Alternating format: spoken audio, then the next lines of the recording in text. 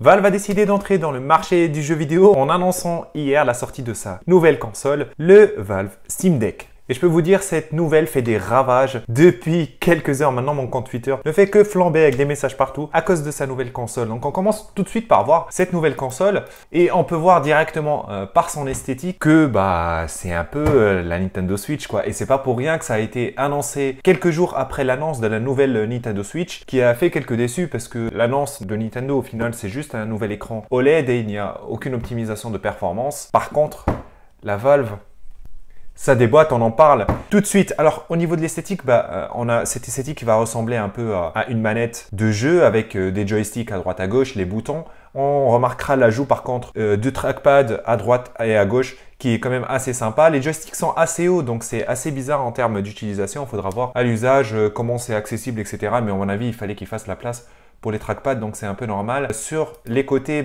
on va avoir aussi les boutons R1, R2, L1, M2 comme d'habitude, plus deux boutons qui sont cachés un petit peu plus bas. Donc voilà, franchement, très similaire à la Nintendo Switch. Par contre, le gros bémol, c'est le poids de ce machin. Il pèse vraiment lourd, c'est une brique quoi. Il pèse à peu près 650 grammes il me semble. Alors que la Nintendo Switch, on est sur du 350 grammes. Donc on passe du simple au double. Pour vous dire, à titre de comparaison, mon clavier, je vous ai dit qu'il était assez lourd, pèse à peu près 800 grammes. Donc il va faire à peu près le même poids. Et si vous ne connaissez pas ce clavier, c'est le MX Master, j'ai fait une vidéo dessus. Et si tu es nouveau sur ma chaîne et que tu ne me connais pas, bienvenue à toi déjà. Je fais des vidéos où je fais des revues sur la tech, sur la nouvelle technologie. Je sors une vidéo par semaine, donc abonne-toi si ce genre de contenu t'intéresse. Pour justifier en fait ce poids, c'est tout à fait normal parce que ce machin il en contient du hardware, il contient des trucs, c'est pas une petite console portable comme la Switch, c'est vraiment une console performante et on peut le voir directement. Au niveau des caractéristiques techniques de la machine, déjà elle embarque un processeur AMD Zen 4 cœurs 8 threads, c'est quasiment ce qui se fait dans les consoles maintenant PS5 etc. C'est pas un processeur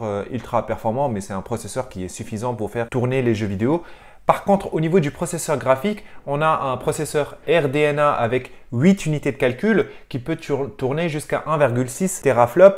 Il disait que c'était entre 1 et 2 et c'est plus 1,6. À titre de comparaison, la console PS4 Pro est à 1,7 teraflop et la Xbox One S est à 1,4. Donc on va avoir une console au niveau graphique qui est à peu près similaire à une PS4 Pro. Pour une console portable, c'est vraiment énorme. C'est juste énorme, c'est magnifique. On va avoir des vrais jeux qui tournent sur une console portable. La PS5, on est sur du 32 unités de calcul et 10 teraflops. Donc la PS5 est vraiment ultra puissante par rapport à cette console là, mais après bon c'est normal, on va voir la taille de la PS5 et la taille de cette console c'est un peu normal. Au niveau de la mémoire vive, on a 16 Go de LPDDR5, c'est de la vraie bonne mémoire vive, là ce n'est pas du foutage de gueule, c'est vraiment de la mémoire ultra rapide, ultra accessible et idéale pour les jeux vidéo, idéale pour les lancements d'applications, le logiciel Steam et tout ça. Donc là on a vraiment de la bonne perf au niveau de la mémoire, au niveau de la capacité, on va avoir 64 Go de SSD NVMe.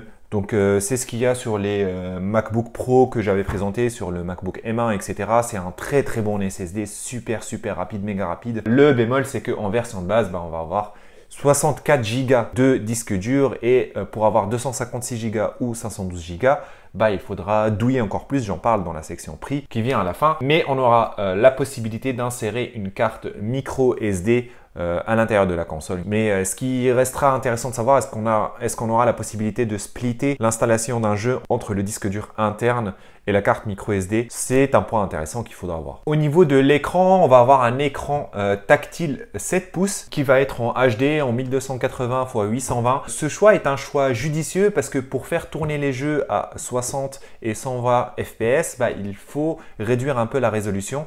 Et je pense que de la résolution HD, c'est l'idéal pour faire tourner les jeux d'une façon fluide et c'est pour ça qu'ils ont fait ça. Par contre, on aura la possibilité d'avoir accès à du 4K si on branche la console sur un moniteur parce que c'est le point, c'est comme la Switch, c'est le gros point positif de cette console, c'est qu'on va pouvoir la plugger sur un écran d'ordinateur directement ou sur une télé directement ou sinon on peut la plugger sur une DeckStation, une station d'accueil qui va en même temps charger la console. On plug la console dessus et la station de l'accueil, on la pluggera sur le moniteur. Et du coup, on pourra faire tourner les jeux sur du 4K. Par contre, attention, parce que en mettant les jeux sur du 4K, on aura forcément des latences, des freezes, des lags, etc.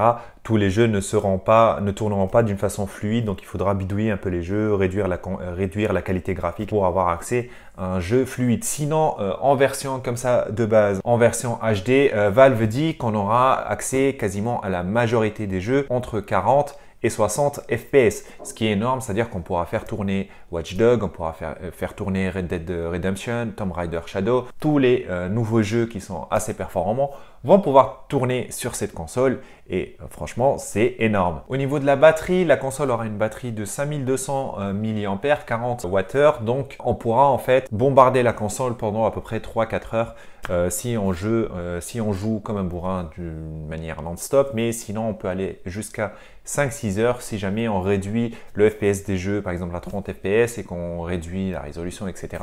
Donc on pourra jouer un petit peu plus longtemps. Pour la partie logicielle, la console va venir avec SteamOS, ça va être une surcouche au-dessus de l'Unix pour faire tourner un petit peu tout ça, tourner à peu près tous les logiciels qu'il y a. La bonne nouvelle, c'est que SteamOS va être un OS qui va être ouvert, donc il va vous autoriser à installer toutes les applications que vous voulez. Vous pouvez même installer Windows sur cette console sans aucun souci.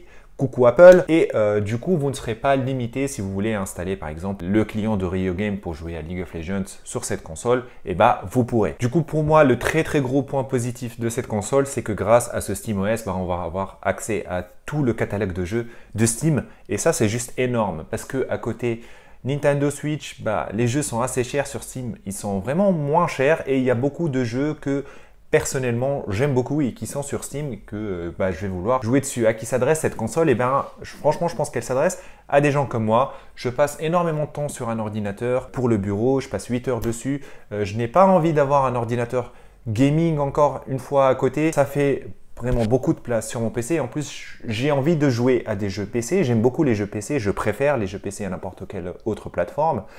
Mais je ne veux pas non plus avoir la contrainte de devoir me poser sur mon bureau à chaque fois que je veux jouer. Je veux pouvoir jouer à des jeux PC allongé sur mon canapé. Un ordinateur portable, je trouve que ce n'est pas du tout fait pour, mais par contre, une console qui est faite pour du gaming avec des jeux PC dedans, et franchement pour moi, c'est le rêve. Et lorsque j'ai envie de jouer avec clavier et souris, je la branche sur mon ordinateur, sur mon moniteur, sur ma docking station, et du coup, j'aurai mon clavier Bluetooth, ma souris Bluetooth, il marche dessus parce qu'il y a la connectivité Bluetooth sur l'appareil, donc je pourrais switcher en mode clavier souris. Je trouve que cette console s'adresse vraiment à une communauté qui est un peu gamer PC, mais casu, un peu pas trop hardcore, qui veulent avoir accès à des performances gaming sans pour autant avoir l'encombrement d'un PC gaming. Et je trouve que cette console répond à leurs besoins, donc c'est vraiment parfait. En tout cas, moi, je pense que je vais la réserver.